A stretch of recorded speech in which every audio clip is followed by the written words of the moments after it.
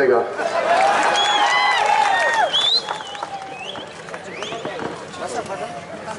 आज के औरंगाबाद लोकसभा चुनाव के लिए यहां आम खास मैदान के ऊपर खास लोगों की मीटिंग बुलाई गई है। मैं इसलिए आपको खास बोल रहा हूं कि चुन के लाने की जिम्मेदारी आपको लेना है। यहां से चुनाव का जो बिगुल बजने जा रहा है उसको आपको जिन्होंने मार्गदर्शन किया वो हमारे माजी खासदार, हमारे नेता आदरणीय रामकृष्ण बाबा पाटिल साहब, जिला परिषद के उपाध्यक्ष केशवराव पाटिल तायणे, हमारे दोस्त इलियास जी किरमानी, अशोक जी मगर, कैसर खान साहब, संजय जी जगताप, जीत सिंह जी करकोटक, अफसर खान साहब, धनराज बेड़वाल जी, अयूब खान साहब नगर सेवक, सलीम जी कुरैशी, सैयद कलीम भाई, जिला परिषद सदस्य नदीम भाई, अख्तर भाई, फेरोज भाई, सोहेल भाई, नदीम भाई, नितिन जी बोरसे, अशफाक जी कुरैशी, अजीत जी, मजीद भाई कुरैशी, गोकुल सिंह जी राजपूत, डॉक्टर शोएब हाशमी, गुलाब पटेल, खाजा सेठ, श्रीमती सुरेखा पानखेड़े ताई, जिला महिला की अध्यक्षा श्रीमती पंकजा ताई माने, श्रीमती साहिली जमादार नगर सेविका, कुमारी सईदा बाजी, मुजाहिद पटेल, नाम सबके लेना जरूरी है लेकिन वक्त की कमी, 10 बजे के अंदर हमको ये सभा समाप्त करना है। आचार संहिता का बंधन है। आपकी इतनी भारी तादाद मेरे जैसे एक छोटे कार्यकर्ता के लिए आप यहां जमा हुए, मैं आपका और हमारे यहां तमाम जो साथी आए उनका तहे दिल से शुक्रिया अदा करता हूं कि एक बात के ऊपर हजारों की तादाद में जब कार्यकर्ता जमा होता है। अभी रामकृष्ण बाबा साहब ने बताया कि ये देश की नेता श्रीमती सोनिया जी जब आई थी तब इतने लोग थे, अभी तो कोई नहीं, मैं और बाबा, और हम कुछ वो पूड़ी वाले बाबा नहीं है, न पूड़ी बांध के किसी को गुमराह करना है। वो पूड़ी बांध के चुन के आने वाले अलग हैं। हम तो अपनी काबिलियत में तमाम भाइयों की दुआओं से या ठिकाणी जमलेला जनसमुदायाच्या आशीर्वादाने ही निवडणूक लढण्याचा निर्णय तुमच्या सोबत आहेत। परंतु निवडणूक लढण्याच्या पाठीमागची पार्श्वभूमी काय आहे? मी कशासाठी निवडणूक लढू लागलो? मी जालना लोकसभा मध्ये सिल्लोड विधानसभा मतदारसंघापासून गेल्या 20 वर्षापासून आमदार आहे। राज्यामध्ये अनेक पदं भोगली। माझ्याकडे जिल्हा परिषद, पंचायत समिती, नगरपालिका, जितक्या विधानसभेमध्ये माझ्या परिक्षेत्रामध्ये संस्था आहे त्या सर्वच्या सर्व माझ्या ताब्यात आहे। परंतु ते सर्व सोडून मी तुमच्या ताब्यात आलेलो आहे आणि ही लढाई लढण्यासाठी मी दिल्लीला जाण्याचा जो संकल्प केला ते करण्याच्या पाठीमागची पार्श्वभूमी आज मी तुमच्या समोर मांडणार आहे। 1 तास 10 मिनिटाची वेळ आहे। तसं मला बोलण्याची सवय फार आहे। मी विधानसभेमध्येही 6 तास बोलण्याचा विक्रम केलेला आहे। या ठिकाणी 6 तास बोलता येणार नाही कारण की 10 वाजता आचारसंहिता, तर तुम्ही आणि माझे पत्रकार बांधवांना सर्वांना त्याची जाणीव आहे। म्हणून मी 10 वाजेच्या आत शेवटच्या 5 मिनिटांमध्ये तुमचा सर्वांचा निवडणूक लढायची का नाही लढायची, निवडणूक पक्षाकडून लढायची का अपक्ष लढायची, का निवडणूक नाही लढल्यानंतर डायरेक्ट सिल्लोडला जायचं, या सर्व गोष्टी तुमच्या हातामध्ये राहणार आहेत। मी पहिला लोक प्रतिनिधी आहे का मतदाराला विचारून उभा राहू लागलो आतापर्यंत किती नेत्यांनी तुम्हाला विचारून तिकीट घेतलं, किती लोकांनी तुमच्याकडून अभिप्राय घेतल्यानंतर, तुमची मान्यता घेतल्यानंतर लोकसभेची निवडणूक लढवली. माझ्या राजकारणामध्ये 36 वर्षाच्या मी नाही पाहिलं. मला अनेक लोक बोलू लागले का साहेब हे मीटिंग बोलवण्याच्या पाठीमागची पार्श्वभूमी काय आहे. मी त्यांना विनंती केली की आपण कदाचित अपक्ष निवडणूक लढलो तर 19.5 लाख मतदारापर्यंत एकटा अब्दुल सत्तार पोहोचू शकत नाही. त्यांच्या जवळ जाण्याची शक्ती कोणामध्ये असेल तर ती कार्यकर्त्यामध्ये असते आणि ते कार्यकर्त्याला मी या ठिकाणी निमंत्रित केलेलं आहे. तुमच्या भावना जाणून घेतल्याशिवाय उभं राहणार नाही हेही मी बोललो. रामकृष्ण बाबा मी मला पहिल्या वेळेस 99 मध्ये मला मदत केली. त्यावेळेस मला विधान परिषदेवर आमदार म्हणून पाठवलं.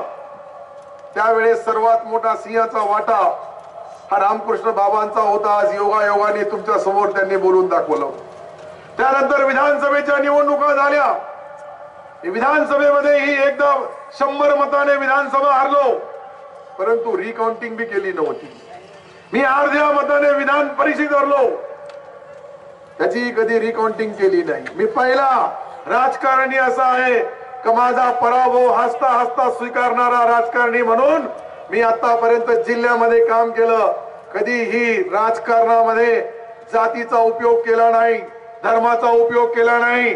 ज्या वेळेस निवडणुका आल्या फक्त विकासाच्या माध्यमातून निवडणूक लढलो आणि विकासाच्या माध्यमातून निवडणूक लढल्यानंतर एक सामान्य कार्यकर्त्याला लोक कसा नेता बनवतात हे मी माझ्या आयुष्यामध्ये गेल्या 36 वर्षाचा अभ्यास आहे माझा.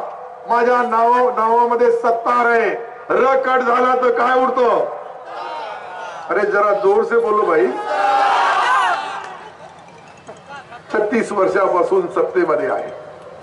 नगराध्यक्ष राहिलो, ग्रामपंचायत सदस्य राहिलो, ग्रामपंचायतचा सरपंच राहिलो, विधान परिषद जिंकली, विधानसभा जिंकली, राज्यमंत्री राहिलो, कॅबिनेट मंत्री राहिलो, परंतु कधीही कोणाचा गुलाम राहिलो नाही.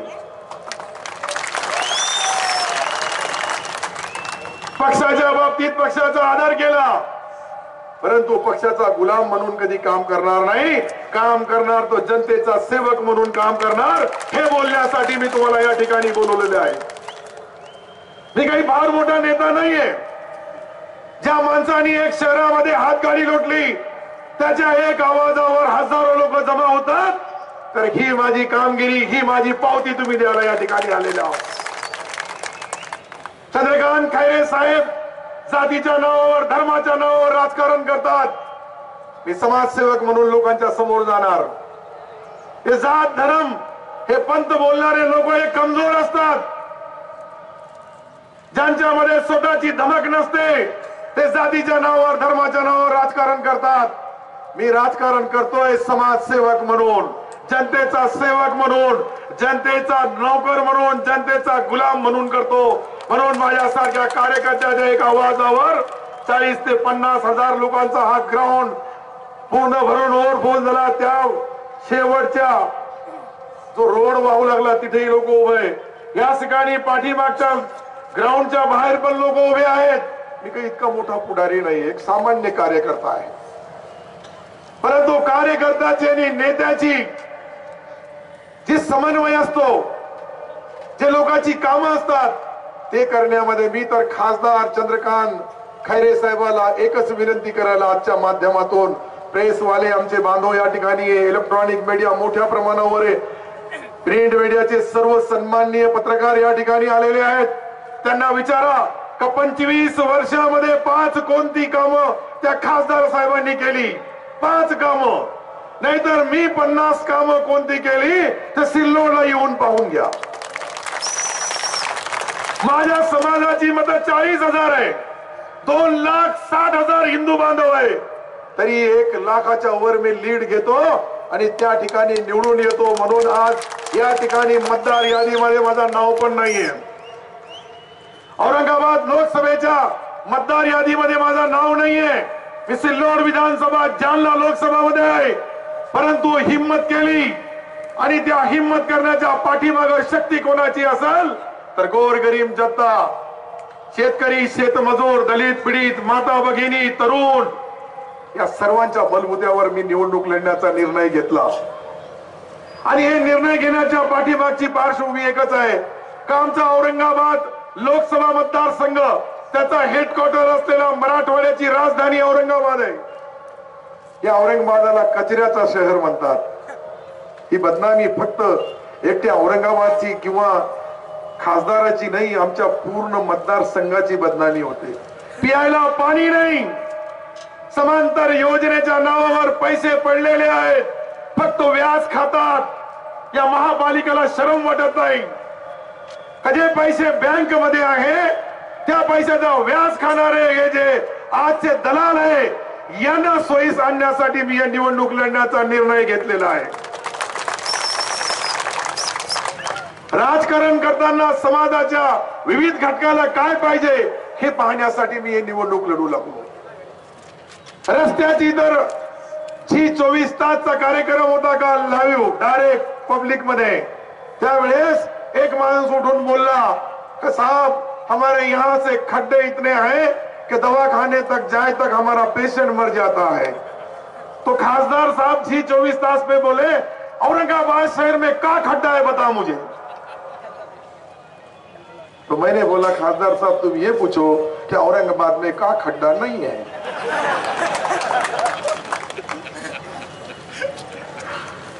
पीने के लिए पानी नहीं है, रास्ता नहीं है. हमारी जो गरीब मां बहनें हैं उनके हाथ को यहाँ काम नहीं है.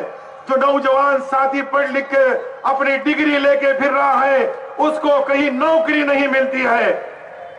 दिल्ली मुंबई कॉरिडोर 10,000 एकड़ जमीन रिजर्व की गई है, वहां कारखानेदारी नहीं आती, यहाँ लाई नहीं जाती, और वो कारखानदारी नागपुर को कैसी जाती है ये भी हमारी जनता को पूछने का ये वक्त है. इसलिए ये निवडणूक लड़ने के लिए मैं यहां आया हूं. किसान आत्महत्या कर रहा है. किसानों के लिए आज मैं देख रहा हूं, मैं भी जो देहात से आता हूं वहां की अगर हालत देखे तो इतनी नाजुक है कि औरंगाबाद जिला और बीड़ जिला ये मराठवाड़े में सबसे ज्यादा आत्महत्याग्रस्त 2 लोकसभा क्षेत्र है. तो फिर आपको किसान की कोई परवाह नहीं है, आपको नौजवान की परवाह नहीं है, आपको रास्ता पीने के लिए पानी नहीं है. यहाँ जो घाटी दवाखाना एक मराठवाड़े के लिए देन है, वहां गए तो वहां दवा मिलती नहीं है, डॉक्टर रहता नहीं है. मैं पीछे अभी 2 मिनट के लिए पीछे गया, जाके देखा, मेरे एक भाई ने बताया कि यहाँ एक हॉस्टल हुआ करता था. उस हॉस्टल में बच्चे, वहां क्या हालत है औरंगाबाद की. एक दलित भाइयों के लिए, उनके नौजवान बच्चों के लिए पढ़ाने के लिए यहाँ हॉस्टल बनाया गया था. उस हॉस्टल को खिड़कियां नहीं है, उसको दरवाजे नहीं है. क्या ये देखना आपका फर्ज नहीं है? नौजवानों के बारे में जात का, धर्म का जो विष पेरने का पाप कर रहे हैं, इनको समझना चाहिए कि मरने के बाद में भी ऊपर कोई ना कोई कोर्ट है. अगर यहां हिसाब नहीं तो तुम्हारा हिसाब ऊपर भी होने वाला है. ये चुनाव सिर्फ देखने के लिए नहीं है, ये चुनाव माहौल बताने के लिए नहीं है. ये चुनाव आपको 5 साल के लिए हमारा संसद क्या देने वाला है, हमारा संसद क्या विकास करने वाला है. आप जिस इस शहर के एमएलए हैं, यहाँ लोग, इन एमएलए लोगों ने क्या किया है, इन्होंने अपनी तरक्की की कि अपने शहर की तरक्की की, ये भी आपको सामने रखना है. ये कोई आपके हमदर्द नहीं है. मेरे एक दोस्त ने बताया कि अलमारी के अंदर गीता और कुरान रखा है, वो कभी आपस में नहीं लड़ते, लेकिन जो उनको नहीं पढ़ते वो उनके लिए लड़ते. कोई गीता या कुरान में ये नहीं लिखा कि किसी के ऊपर अन्याय करो, अत्याचार करो, जुल्म करो. सबकी धार्मिक जो भी किताबें बनी है उसमें यही लिखा है कि मानवता को सुरक्षित रखो. हमारे बाजू में अगर कोई भी जात का, धर्म का आदमी होता होगा, रहता होगा, तो उसने खाना खाया या नहीं खाया ये पहले आपको देखना होगा, और उसकी पहले आपको सोच बनाना होगी. उसके बाद तुम बाहर की बात करेंगे. मेरी बस्ती में, मेरी गली में, मेरे मोहल्ले के लोग सुखी नहीं है, और मैं बोलूंगा कि कभी मैंने बेगमपुरे का विकास किया, कभी बोलेगा कि मैंने एयरपोर्ट के ऊपर से यहाँ प्लेन लाया, तो उससे लोगों का पेट नहीं भरेगा। पेट तो जब भी भरेगा जब उसके हाथ को काम होगा, जब उसको कहीं नौकरी होगी। यहां कोई दंगल करने से किसी का पेट नहीं भरता है, लेकिन यहां की हालत ऐसी है कि एक हिंदुओं को गाली देता है, दूसरा मुसलमान को गाली देता है, तीसरा दलित भाई को गाली देता है और अपना उल्लू सीधा करता है। क्या किया है? 25 साल से आपके ताबे में यह शहर है, महापालिका आपकी है, यहां आपका संसद है, यहां आपके 1-2 एमएलए चुन के आते हैं सत्ताधारी पार्टी के, लेकिन क्या तरक्की किया है, कहां विकास किया है, किसका विकास किया है? एक तो अजब यहां का एक लीडर है, इनका रिमोट कंट्रोल हैदराबाद में है।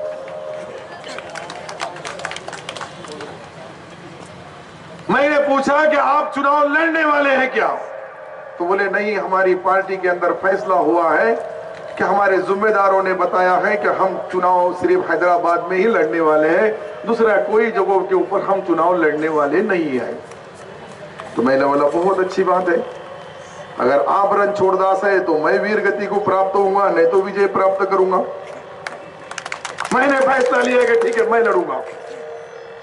उसके बाद मुझे शक हुआ तो मैंने हैदराबाद के सुप्रीमो से ही पूछा, मेरे दोस्त हैदराबाद में हैं, उन्होंने जैसे यहाँ के एक एमएलए के हाथ में, हमारे भाइयों के हाथ में जैसा वो रहता है, क्या बोलते हैं उसको, मुझे मालूम नहीं ऐसा,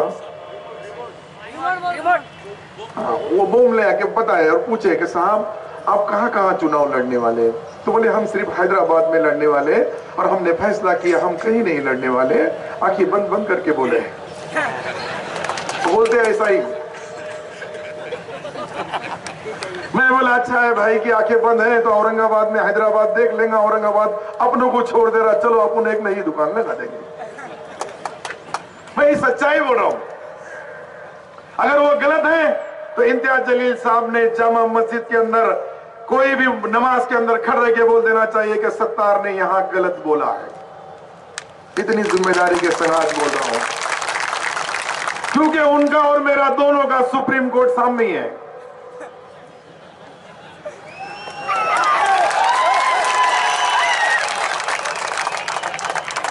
मैं सुप्रीम कोर्ट इसलिए बोल रहा हूं कि उनका और मेरा जहां भी हम माथा टेकते हैं, नमाज पढ़ते हैं, वो जगह एक है। इसका बोलने का मतलब ये है, लोग बोलेंगे कौन सा केस जीत लिया तुमने सुप्रीम कोर्ट में, तो वो शक नहीं होना, इसलिए बता रहा हूं।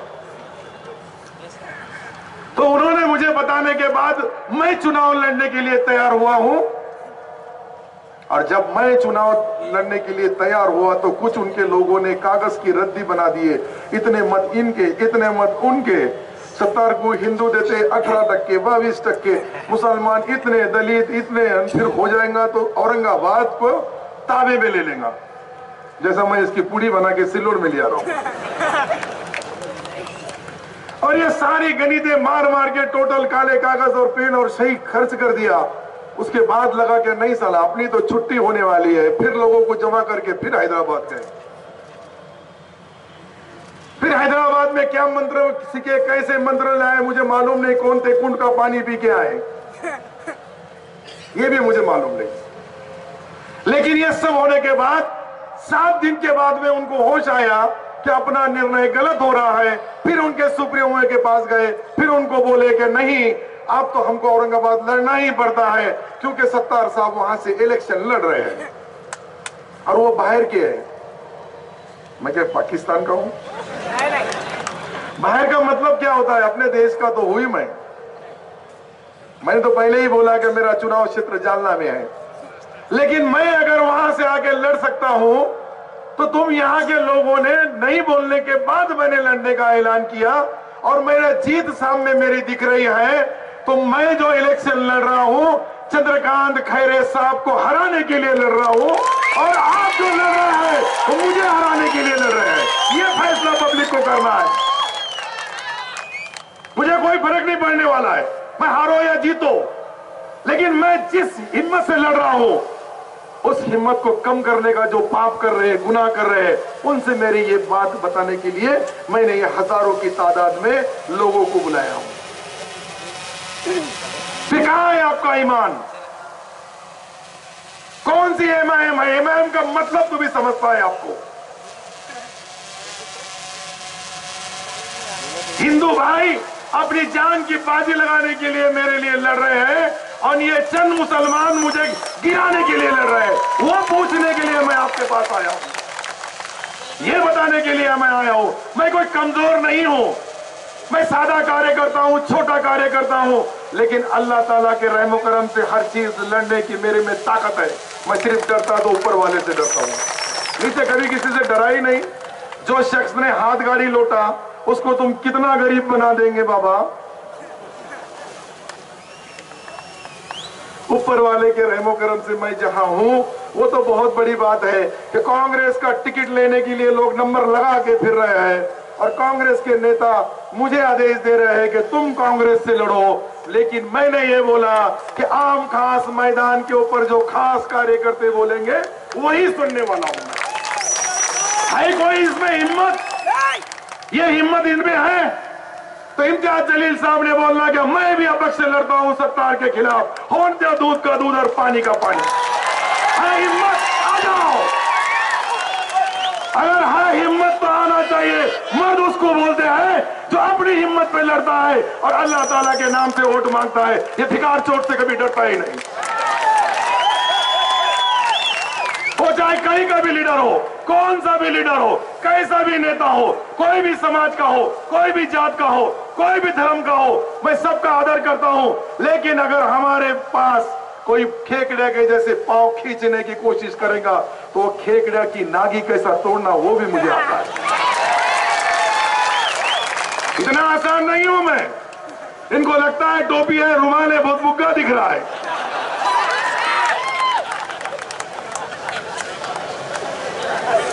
नहीं, इनको लगता है। जो यहाँ नहीं है, जहां से सुन रहे हैं, उनके चेहरे चपट्टे कोई तो भी आजू बाजू होंगे, उनको मेरी रिक्वेस्ट है कि उनको और सुनाया जाए। नहीं तो ये लाइव बता रहे हैं कि नहीं बता रहे? भाई बताओ भाई, जो भी गरीब का है थोड़ा बता दो, दे दे, दिला दो और देने वाले का पता बता दो। तो मैं राजकारण की बातें जो बोल रहा हूं कि कुछ मैं जिन लोगों के खिलाफ मैं लड़ रहा हूं इनको शर्म आना चाहिए। रामकृष्ण बाबा की उम्र 75 साल की है, यहाँ के सांसद रहे हुए हैं, वो मुझे आशीर्वाद देने के लिए आते हैं और ये मेरा ऑपरेशन हैदराबाद में करने की कोशिश करते हैं और जलगांव के कुंड से कितना पानी पिए गया वो भी मुझे मालूम है। यहाँ कुछ पत्रकार बैठे हैं, इनको मालूम है जलगांव कौन है, कितने है, मैं इनको ज्यादा नहीं बता सकता, लेकिन जो जो ईमानदार है उनको जलगांव मालूम है। सिद्धार्थ जी नहीं बताएंगे, उनकी कुछ मजबूरी हो सकती है। खंडारकर साहब नहीं बताएंगे, उनकी भी कुछ हो सकती है। कृष्णा केंडे की कुछ हो सकती है।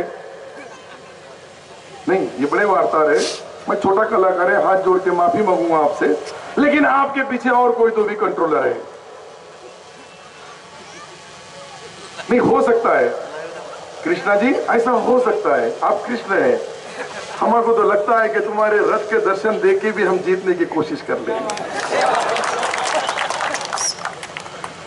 मेरे दोस्त है, मेरे भाई है, मेरे साथी है।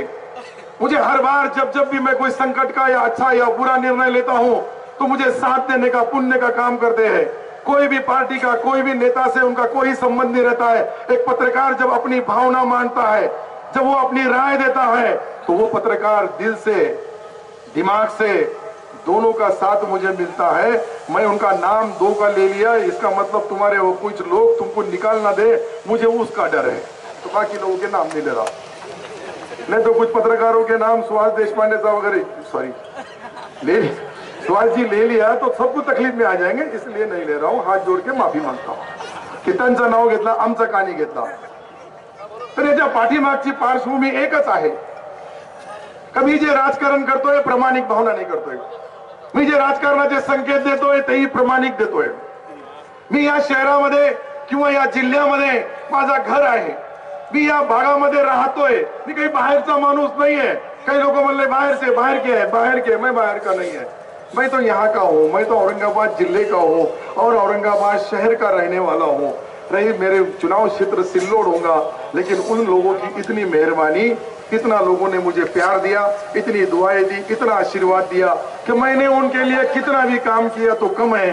वो इसलिए मैं यहाँ आने के पहले मैंने उनसे पूछा कि मैं अगर औरंगाबाद गया तो आपको कुछ तकलीफ है क्या?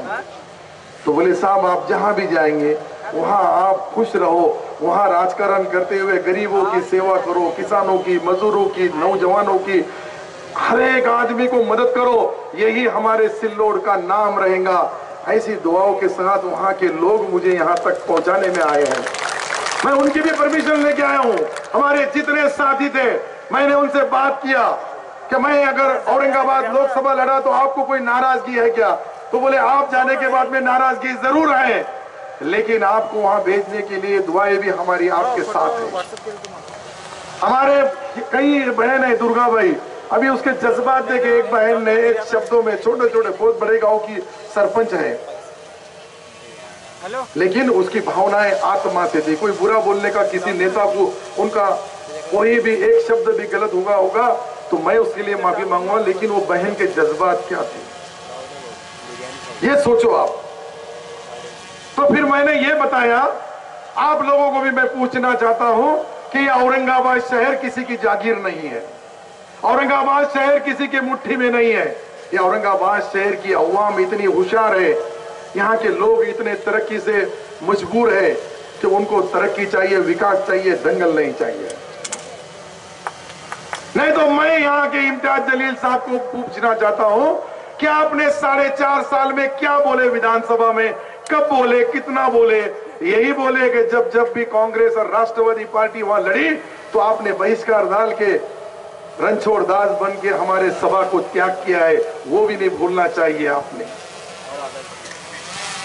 नहीं तो 5 काम आपने कौन से किए ये बता दो, नहीं तो सिल्लोड में मैंने 50 काम कितने किया वो देख लो। मैं इसलिए बता रहा हूं जिम्मेदारी के साथ। अब वो बोलेंगे कि मैंने बीबी का मुखबरा बनाया, बोलने में अभी एक बोले कटकट गेट का रास्ता बनाया, अभी कोई बात है यार, एक बिल्लास का रास्ता, वो तरक्की का रास्ता, वाह रे वाह, पटा, शाबाश। नहीं, तुम्हारा वार्ता रहे हुआ है, इसलिए पत्रकार रहे हुआ है, इसलिए नहीं है। मैंने बताया उनको आपको 60,000 वोट मिले, गलती से 6,000 मिल गए, 2 ऊपर के 0 कम हो गए, तो आपको फिर वो लेके जाना पड़ेगा पूना को। पूना में तो वहां कोई पागल खाने में नहीं ना, तो तुम पागल खाने में, तो पूना में पागल खाना भी है। मोटी भाभी बोलते वहीं भेज दो उसको, मैं नहीं है मोटी भाभी, मैं तो बोलेंगे मैंने बोला पागल खाने में भेज दो। इतना लिखो भाई कि मोटी भाभी बोल रही थी पागल खाने में भेज दो। हाँ, नहीं तो जो बोल रहा है उसका छोड़ो, मेरा ही नाम छप जाएगा। और मुफ्त में टिकट मेरे नाम से बहुत लोग फाड़ते हैं। तो मैं ये जो राजकारण की बात आपको बता रहा हूं कि आपको जिस मकसद से चुन के दिया गया था, अरे आप तो हवलदार साहब को भी रिस्पेक्ट से बोलते हैं, क्योंकि बहुत रिस्पेक्टिव लोग हैं आप। कलेक्टर को कैसा बोलेंगे, फर्जी सलाम कैसा करेंगे? अब्दुल सत्तार वो नहीं कर सकता है, हिसाब अपना लेगा तो डंके की चोट पे लेगा।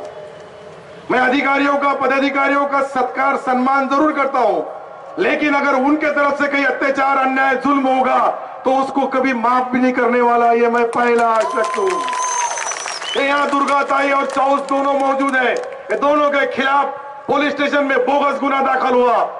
सिल्लोड तालुका से मैं यहाँ आया, 10,000 कार्यकर्ताओं को लेके गया और वो गुना वापस लेने लगाया, और 3 दिन के अंदर वो डीवाईएसपी की बदली कर दिया। 3 ही दिन में, 3 महीने भी लगे नहीं। यहाँ तो अभी इलियास भाई बता रहे हैं कि जो दंगल में वहां की जो दुकानें जली है, 1000 दुकान थी, 1000 दुकान, 1000 लोगों को बेरोजगार किया गया, आज तक उनकी दुकान भी बनाने का काम नहीं। अरे जिस टाइम यहाँ दंगल हो रही थी उस टाइम आप विदेश में थे, ये मत भूलो। आपको सिर्फ चांस दिया गया है, इसका मतलब तुम्हारे नाम पे ये औरंगाबाद रजिस्ट्री नहीं करके दी गई है। कुछ लोगों को, लीडर को लगता है कि मेरे नाम से रजिस्ट्री हो गई, एक हिंदू बोलेगा, दूसरा मुसलमान बोलेगा और अपनी वोट की बैंक पूरी कर लेगा, तो वो लोग इतने आसान और इतने सादे नहीं है। ये औरंगाबाद के साथ बहुत बड़ी हिस्ट्री है, औरंगाबाद के साथ बड़ा इतिहास जुड़ा है। ये औरंगाबाद की यहाँ की जनता इनको कभी माफ नहीं करेंगी, चाहे मैं हो या और कोई भी हो, जो भी जात के नाम पे, धर्म के नाम पे इस नौजवानों को भड़काने का काम करेगा, चाहे वो हिंदू को भड़काएगा, मुसलमान को भड़काएगा, लेकिन नुकसान तो हमारे औरंगाबाद का ही होगा, नुकसान तो नौजवानों का ही होगा। वो कोई भी नौजवान कोई भी जेल में गया तो नुकसान उसके परिवार का होगा। उसके परिवार के अंदर जब जब भी जो जो चीज होती है वो उसको पालन पोषण उनका करने का काम करता है। ऐसे नौजवान साथियों के ऊपर बेगुनाहों के ऊपर गुने दाखिल किए गए, उसके बारे में कोई नहीं बोलता। उनको न्याय और इंसाफ नहीं मिलता, उसके बारे में कोई नहीं बोलता। अभी इलियास भाई ने बताया कि हमारे पुलिस स्टेशन के काम नहीं होते, हमको पुलिस वालों की तरफ से अन्याय अत्याचार होता है। हमारे पास उन्होंने ये भी बताया कि घाटी के अंदर हमारे पेशेंट को वहां दवा नहीं मिलती, वहां उसका इलाज नहीं होता। हमारे सिल्लोड में तो 4 तालुके के लोग डिलीवरी करने के लिए आते हैं। मैं गलत बोल रहा हूं तो राव साहब दानवे के गांव के भी आते हैं। मेरी बात अगर गलत होंगी तो कोई भी माहिती के अधिकार में माहिती ले लो। मैं सबके सामने बोल रहा हूं कि ये माहिती इसलिए लो, माहिती का अधिकार कायदा इसलिए बनाया गया कि सबसे ज्यादा मराठवाड़े के अंदर डिलीवरी पेशेंट, सबसे ज्यादा बहनें कहां कौन से गांव में आती है तो वो सिल्लोड में आती है। गारंटी से मैं बोल रहा हूं, पत्रकार मेरे से ज्यादा होशियार है, तुम ये भी मालूमात लो कि भोकरदन में क्या हाल है, फुलमरी में क्या हाल है और उसके बाद कन्नड़ में क्या हाल है और सिल्लोड में क्या हाल है। ऐसा कुछ नहीं है कि मैं बहुत बाहर की दूसरी तुमको पुलवामा गिलवामा की बातें बता रहा हूं। हमने पाकिस्तान के ऊपर सर्जिकल कर दिया और पाकिस्तान ने हमारे ऊपर कर दिया तो क्या कर दिया मालूम है आपको कि हिंदुस्तान के 40 अतिरेकी मार दिया। आपने कम बताया, कम लिखा, सच्चाई बताना चाहिए था। अगर यही लफ्ज मैं बोलता तो पूरी अंगार लग जाती, पूरा महाराष्ट्र मराठवाड़े में दंगलें हो जाती थी कि सत्तार बोल रहा है कि भारत के हिंदुस्तान के अतिरेकी पाकिस्तान ने 40 मारा है। वो शख्स के बारे में क्यों नहीं पूछ रहे, उसको क्यों नहीं बोल रहे कि हमारे देश के सिपाहियों का अपमान हुआ है, इसके बारे में कोई बात क्यों नहीं करता है। ये बात अगर कोई मुसलमान या दलित बोल देता तो तुम दंगल करने से कम नहीं करते। आज जो आपकी आवाज दब रही है वो भी आवाज बताना चाहिए कि हमारे सैनिकों का अपमान किसने किया है। भाई कोई लीडर के ऊपर यहाँ टीका टिप्पणी करने के लिए नहीं आया, लेकिन हमसे अगर ऐसी गलती होती तो हमको कोई माफ नहीं करता, लेकिन उनसे गलती हो गई तो उनको माफ किया जाता है क्योंकि वो सच्चे देशभक्त है। हम बोलते तो देशद्रोही होते, वो बोलते तो देशभक्त रहते। कोई बोलता है क्या साल्यांना, उसका भी कोई हिसाब नहीं ले रहा। कोई बोलतो मी बाप आहे, त्याचाही कोणी घ्यायला तयार नाही। अरे दादागिरी गुंडगिरी किती दिवस चालवणार। राजकारणामध्ये राज करताना कारण शोधावी लागतात, पण ती कारण कुटील नको। त्या कारणामध्ये सत्यता पाहिजे, त्या कारणामध्ये न्याय पाहिजे, त्या कारणामुळे लोकांचा भला व्हायला पाहिजे। ते करण्याचा काम करत नाही। तुम्ही राज्याचे प्रमुख आहेत, अशा शब्दामध्ये तुम्ही बोलल्यानंतर तुमचा धिक्कार करायला पाहिजे। मी सर्व जनतेला बोलतो का आपण त्यांचा धिक्कार करणार का नाही करणार। तो आपल्या देशाच्या सैनिकाचा अपमान करतो, त्याचा धिक्कार करणं हे आपलं कर्तव्य आहे। तो कोण किती मोठा आहे, कोणत्या मोठ्या पक्षाचा आहे, त्याच्यापेक्षा त्यांनी आमच्या देशाच्या सन्मानामध्ये ज्या पद्धतीचे शब्द वापरले आमच्या सैनिकांचे, हे त्यांना शरम वाटायला पाहिजे आणि हे देशभक्त झाले। आता मी राजकारणामध्ये ज्या वेळेस बोलतोय शब्द तर मोजून बोलतोय, तोलून बोलतोय, पुढचे परिणाम पाहून बोलू लागलो। कारण की सर्व समाजाला, सर्व धर्माच्या लोकांना, मानवतेच्या जातीने या ठिकाणी देशामध्ये जगण्याचा, बोलण्याचा अधिकार आहे। डॉक्टर बाबासाहेब आंबेडकरांनी घटनेच्या नुसार आम्हाला व्यक्ती स्वतंत्र दिलेलं आहे आणि त्या व्यक्ती स्वतंत्र म्हणून मी बोलू लागलो। हे राजकारण ज्या पद्धतीने आज चालू आहे, अनेक लोक ज्यांना तिकीट दिला ते म्हणतात माझा तिकीट मी तुम्हाला देतो। ये किराना दुकान है का, इकडचा काढ लगे तिकडे घातला। अरे भाई देश की इतनी बड़ी पार्टी है कांग्रेस, उसने आपको टिकट दिया है, अच्छा टिकट है, ले लो। बगैर टिकट की गाड़ी में अब्दुल सत्तार है ना, और तुम्हारी किस्मत में नहीं होगा, तुम रणछोड़दास बनते होंगे तो मैं लड़ लेता। तुम भरता है अपना सीधा साधा मामला है कि लड़ना है तो फिर लड़ना है। कौन कितना बड़ा है, कौन कितना शक्तिशाली है, कौन कितने साल से खासदार है, उसके बजाय कौन उसको गिरा सकता है? जनता को सिर्फ विश्वास होना, जनता को भरोसा होना कि कौन सक्षम उम्मीदवार आज ये जो रावण यहां खड़ा है उसको जला सकता है, तो वो सिर्फ अब्दुल सत्तार जला सकता है। मैं हर साल 5 साल को सिल्लोड के हमारे ग्राउंड में, ये बैठे हमारे सिल्लोड के 3 साथी, यहाँ देवी का अध्यक्ष है, वो लोग बोलते कि साहब आप बाण मारो और वो रावण को जलाओ। मैं बोलता नहीं यार, तुम मारो पहले, बाद में मैं आपके साथ है। बोलते नहीं साहब, तुम ही जला सकती है रावण को, और मुझे फिर वो बाण मारना पड़ता है और वो रावण को जलाना पड़ता है। तो यहाँ के भी रावण को जलाना है, और मैं उनको जला रहा है और दूसरे लोगों को चटके लग रहे हैं। ये भी कमाल है, जो जल रहा है उसको चटके नहीं लग रहे, जो दूसरा देख रहा है उसको चटके लग रहे। ये कहाँ का नियम है? ये कहाँ का कानून? मैं तो बोला यार, कहाँ से टोल लिए होंगे तो बता दो भाई, मैं वो टोल वापस कर दूंगा, अल्लाह का दिया मेरे पास है। मैं सही बोल रहा हूं, मैं जो बोल रहा हूं ये पत्रकार के चेहरे बोल रहे हैं कि मैं सच्चा बोल रहा हूं या झूठा बोल रहा हूं। कहां दिए, कब दिए, किसको दिए, सब मालूम है मुझे। महाराष्ट्र के राजकारण में मैं एक ऐसा भुजाल हूं कि जहां भी जाता हूं ठोकर मारता हूं, पानी निकाल देता हूं। सिल्लोड में पानी नहीं था, एक धरन में चर मार दिया और वहां से पानी सारे शहर को पिला दिया। यहां तो समांतर की बात ही चल रही है, अभी तक समांतर आई ही नहीं। आज मैं एक कुछ भाइयों से, एक डेलीगेशन मेरे से आके मिला है, वो मुझे लगता मिसरवाड़ी, वो बोले भाई हमको 15-15 दिन पानी नहीं मिलता है। कुछ हमारे पीछे की झोपड़पट्टी, मेरे घर के पीछे, वो बोलते हैं सब 12 दिन से पानी नहीं आया। आप सोचो कि इस शहर में 12 दिन 15 दिन पीने के लिए पानी नहीं मिलता है। खासदार साहब बोले ये मेरी जिम्मेदारी है क्या? मैं बोला पार्टी किसकी है सत्ता पे महापालिका में? कल की बात, विशाल है कि नहीं मालूम नहीं मुझे, विशाल नहीं होगा क्योंकि उसको मालूम है अपना काम कल हो गया। तो ये मैं जो आपको बता रहा हूं, ये लोग जो राजकारण कर रहे हैं, ये जो राजनीति के अंदर जहर घोलने का काम कर रहे हैं, इनका भी हिसाब आपको लेना होगा। नहीं तो फिर मैं आपके सामने और एक बात का ऐलान करता हूं, अगर मुझे गिराने के लिए कोई खड़े रहता होगा तो अगली लोकसभा के बाद होने वाली विधानसभा अब्दुल सत्तार मध्य औरंगाबाद से लड़ाएगा।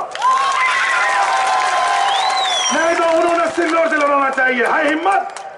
कल पूछ लो, ये सारे पत्रकारों को बोलता हूं मैं, उनमें हिम्मत है तो सिल्लोड लड़ाओ, वहां भी अपन दोनों लड़ेंगे। और मैं यहां लड़ता हूं औरंगाबाद मध्य के अंदर, मैं लोगों से न्याय मांगूंगा, मैं लोगों से इंसाफ मांगूंगा कि जो आदमी अपना ईमान धर्म बेच रहा है उसको वोट देने वाले हैं आप। ये पूछने के लिए, ये बोलने के लिए मैं मैदान के ऊपर आया हूं। इतनी हजारों की तादाद में जब लोग जमा होते हैं, सारा ग्राउंड जहां वहां देखो कहीं खड़े रहने के लिए जगह नहीं है, जब इतने लोग आते हैं तो उसके पीछे उनको राज जानना है, हम क्यों आए हैं यहाँ, सत्तार ने क्यों बुलाया है। तो मैं ये बता रहा हूं कि मुझे अगर किसी ने कोई खरीदी बिक्री संघ होके जाके अगर मुझे लोचने की कोशिश की तो उसका कैसा वहां भेजना, कहां भेजना।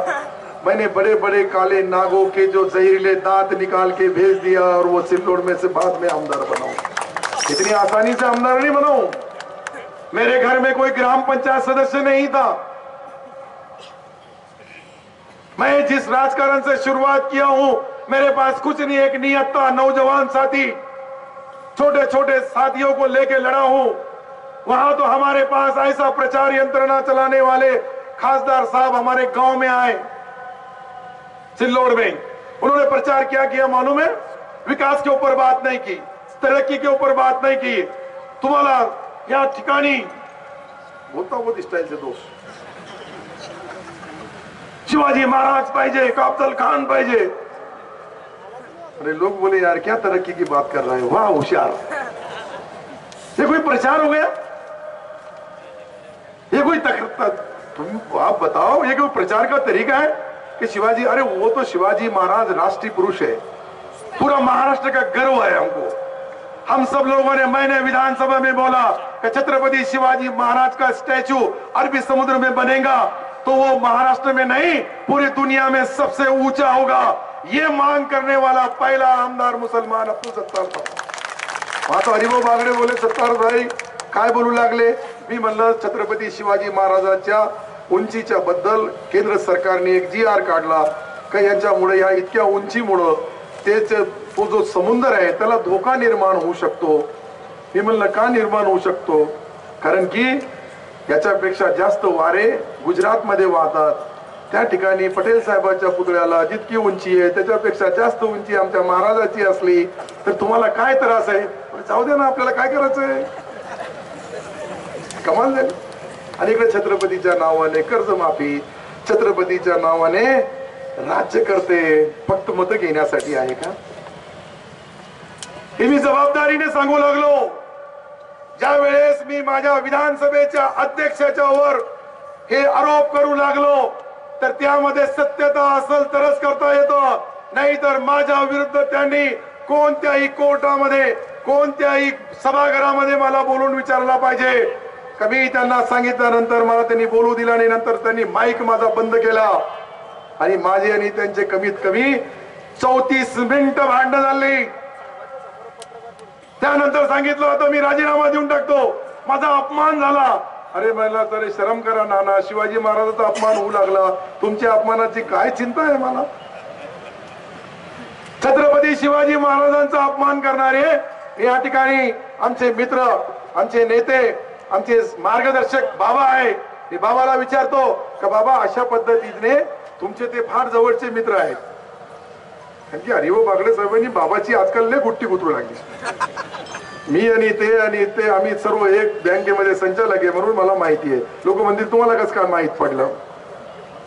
तर तुम्हाला हेही त्यांना बोलावं लागेल बाबा का तुम्ही शिवाजी महाराजांच्या स्मारकाच्या उंचीच्या बद्दल जो GR निकाला केंद्र सरकारचा, तो वरती काय मुसलमानाचा सरकार आहे का? नरेंद्र मोदीचा सरकार आहे। मग नरेंद्र मोदीला इतकं कळत नाही का त्याला तर सरदार वल्लभभाई पाटलाचा जितका पुळका आहे त्याच्यापेक्षा जास्त स्वाभिमान मला छत्रपती शिवाजी महाराजाचा आहे, हे बोलण्यासाठी मी राष्ट्रीय पुरुष हे राष्ट्राचे असतात, एक जातीचे नाही, एक धर्माचे नाही। डॉक्टर बाबासाहेब आंबेडकर महापुरुष आहेत, घटनेचे शिल्पकार आहेत, ते सर्वांचे आहे। कोणी म्हणाल का आमच्या बाबाची जागीर आहे? तो बिलकुल नाही, ते पुऱ्या देशाची जागीर आहे। पुऱ्या देशाच्या माणसाला स्वाभिमान आहे ज्या डॉक्टर बाबासाहेब आंबेडकरांनी आम्हाला घटना दिली, बोलण्याचा अधिकार दिला, निवडणूक लढण्याचा अधिकार दिला। आज मी जे आमदार आहे एक अल्पसंख्याक समाजाचा, त्याच्या पाठीमागे घटनेचा अधिकार नसता तर अब्दुल सत्तार आमदार झाला नसता। त्यांनी असं नाही लिहिलं की फक्त हिंदूला उभं राहू द्या, दलितांना द्या, मुसलमानाला बी घटनेच्या 30(1) मध्ये अधिकार दिले डॉक्टर बाबासाहेब आंबेडकरांनी। आता घटना किती लोकांनी भाजपची वाचली आणि शिवसेनेवाल्यांनंतर, आणि खैरे साहेबांचा तो प्रश्नच नाही, घटना त्याचा काही संबंधच येत नाही, त्याचा कनेक्शन कुठे आपल्याला माहित आहे। आओ चोरो बांधो बारा, आधा तेरा आधा।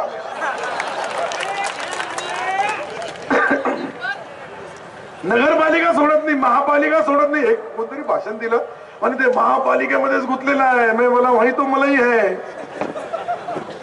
समांतर का होत नाही? प्यायला पाणी का मिळत नाही? अंडरग्राउंड ड्रेनेज पूर्ण का होत नाही? 100 कोटीचे रस्ते 1.5 वर्ष का लेट होतात? दुसऱ्याला टेंडर का भरू देत नाही?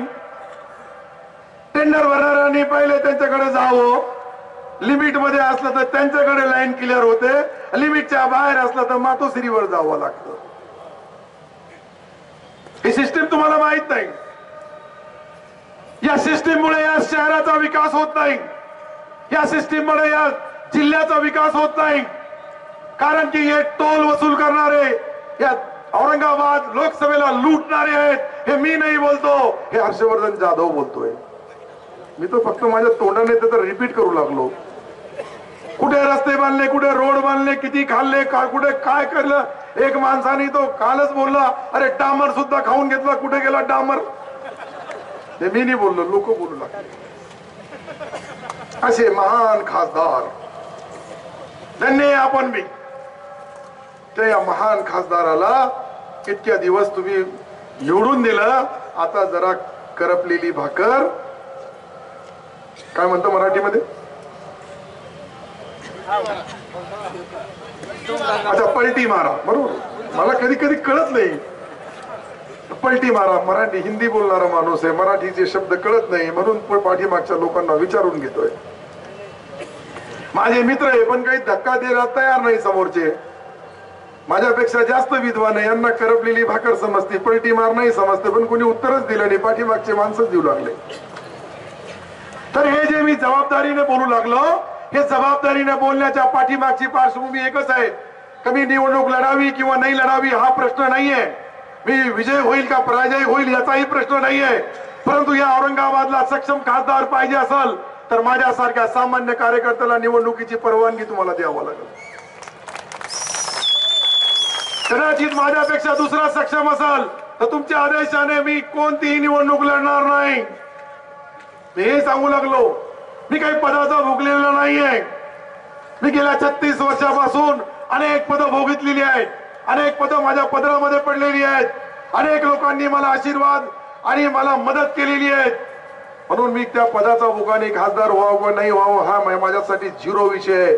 परंतु मी त्या खासदाराला पाळू शकतो हा माझा आत्मविश्वास आहे. माझी आणि त्यांची तुलना करा.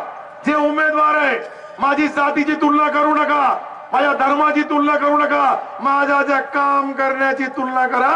कामाचा मूल्यमापन मी केलं असेल या जिल्ह्यामध्ये तरच मला मत मागण्याचा अधिकार आहे, नसता मला मत देऊ नका. मला काम करायचंय, माझ्यावर विश्वास असेल तरच मला आव बोला. मी काही बळजबरी कोणाला विचारायला आलो नाही. मी फक्त 3 मागणी तुमच्या समोर ठेवणार आहे. पहिली कोणती ठेवावी तुम्ही बोला. 3 मागणी अशा आहेत, कमी काँग्रेसचं तिकीट घ्यावं किंवा नाही. 1 मिनिटाची 1 मिनिट सबको मिलेगा, सबको 1 मिनट सुनो ना, 1 मिनट सबको मिलेगा. वो 1 मिनट के अंदर ये पत्रकार अपना वो जो तुम्हारे मन में है इनके कैमरे उल्टे हो जाएंगे. मतलब उल्टे हो जाएंगे मतलब उधर देखने वाले हो जाएंगे. अगर गलत मतलब मत निकालो. तो मैं आपको इतना ही पूछना चाहता हूं कि मैंने लोकसभा लड़ना चाहिए या नहीं. दूसरा ऐसा है कि मैं कांग्रेस से लड़ूं.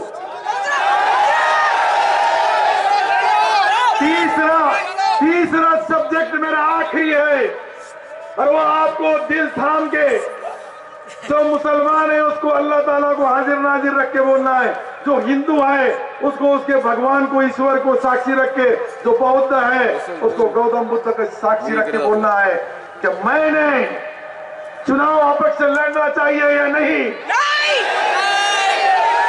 शुक्रिया, धन्यवाद.